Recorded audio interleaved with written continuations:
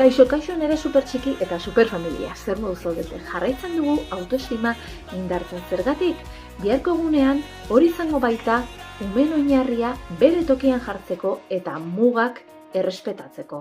Eta egoera zail edo pertsona zailen aurrean bere tokian jartzeko. Goazen txikitxoekin hastea. Lehenengo gakoa, utzi ezu pixkat erabaki erresak hartzen, adibidez arroparekin. Galtza urdinak edo galtza gorriak. Bigarrena, utzi bakarri jasten edo utzi kutsarakin jaten edo bere gauzak jasotzen. Eta hirugarrena, etengabe ez geagon behar zuzentzen.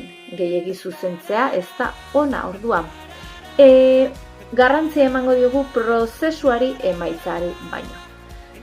Beraz, benga, hau gustatu bazaizu, etorri bihar nire doak online tailerrea arratsaldeko 6:00.